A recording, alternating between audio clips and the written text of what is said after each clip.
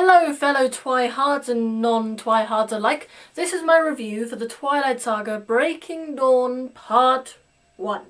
So I'm going to start by commenting on the acting. Now, as I recall from Twilight, New Moon and Eclipse, I haven't exactly been very nice to both Kristen Stewart or Robert Pattinson. With good reason though, because they just have not been hitting the mark.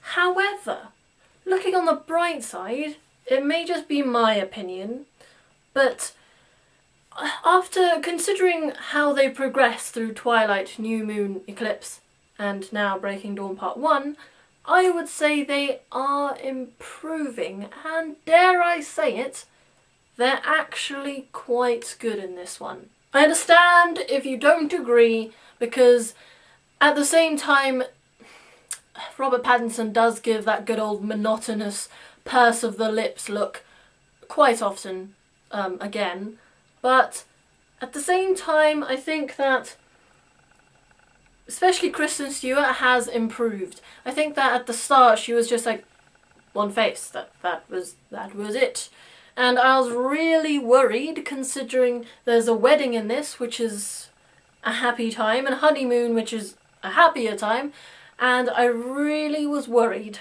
that she would just screw everything up and just be depressed the whole way through.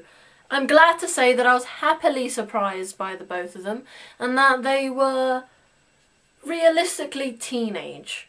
Speaking of realistically teenage, the honeymoon and the wedding. Now, let's exclude the whole vampire bit for the moment. I assume that they'd have the typical Hollywood sex scenes where it's just they're experts from the start. But, again, I was happily surprised in the fact that they were still awkwardly teenage and that it was their first time, and it was believably their first time. One thing about the wedding that I didn't particularly like is that there was this build up to the part where she walks down the aisle and goes to Edward. Yes, very nice. But then the vows. Okay. I'm not saying that I exactly wanted to just sit there listening to wedding vows that you've listened 100 times on other films and TV. And I didn't want to hear that. But at the same time, I thought they'd make a little more of it. I mean, they are getting married and their vows just flew by. Another thing about the wedding which I liked was the wedding speeches. Now, the wedding speeches included all the family and they were funny, especially Bella's dad. He is epic in everything. In all the films he was good. And it gave them a chance to express their personality a bit because they don't really get too much. So, the scripting. It was quite poor, really. It wasn't done very well. I went to see the film with one person who had read the books and one person who hadn't, and the person who hadn't had completely...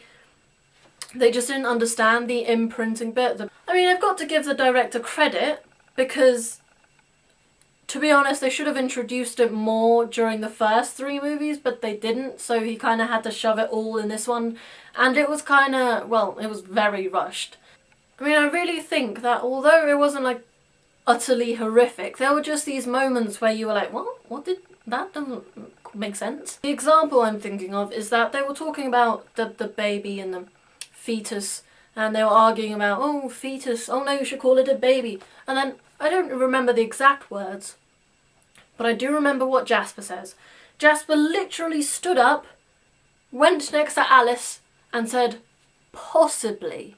I was just sat there thinking, possibly what? What is that an answer to? It doesn't make grammatical sense. What are you talking about, man? Yeah. So that bit was... It wasn't meant to be funny, but it was funny. Well, at least for me it was. It was very out of place and random. I liked the fact that they did give him a line, but really they should have thought up something a bit more snappy or logical. I think in the next movie they should just let him sort of sit in the corner and look pretty. And speaking of pretty vampires, they really aren't that like, gorgeous as they should be. Also, it's not just sort of the physical makeup and character of them, but it's the actual things they do. For example, Edward is called out by his brothers to go to a bachelor party. But awkwardly, they sort of sort of just jump onto the window like monkeys, like in a little crouch sort of awkward position, which isn't very attractive. And it sort of just reminds me of the good old Twilight first movie of Edward climbing up trees. Sort of that awkward, this sideways climb thing. No.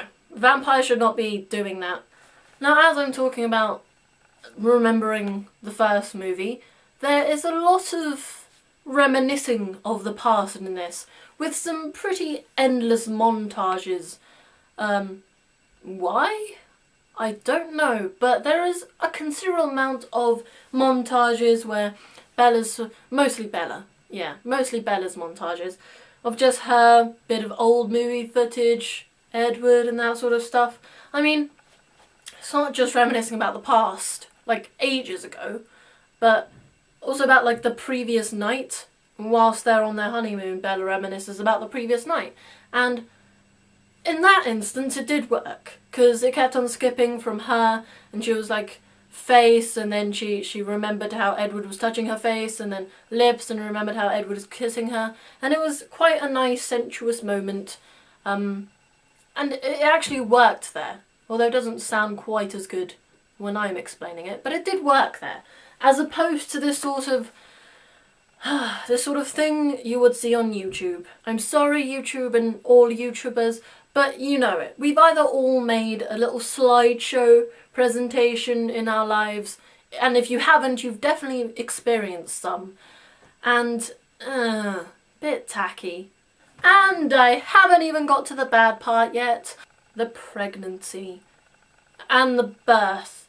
I will give some credit to the fact that in the book, it is the most gruesome bit out of the whole saga. And I was pretty interested in seeing how they would pull it off. The bit that bothered me wasn't actually the giving birth and the gruesomeness of the blood and the vampire biting. It was more the pregnancy and the actual process of her baby draining all the power from her and making her look like death itself. It was really depressing to watch that, and just when I read the books at least, and I think that's what generally people do, is that when reading books you sort of sugarcoat it. So whilst in the books, when she was pregnant, I did imagine her weak and physically in pain, but the actual aesthetics of her were pretty much the same. I didn't really imagine her deteriorating to that point. I can't really explain why I didn't like it. My best guess is that the whole baby being a bloodthirsty monster to begin with, and both Edward and Bella being so vividly depressed for that section of the movie, it slowly detached me from their happiness, and they were just having a wonderful little wedding, wonderful little honeymoon, and then everything falls apart from them, just as everything falls apart for us. So to sum it up, 2/3 of the movie was done well, but that last third just leaves you unsatisfied.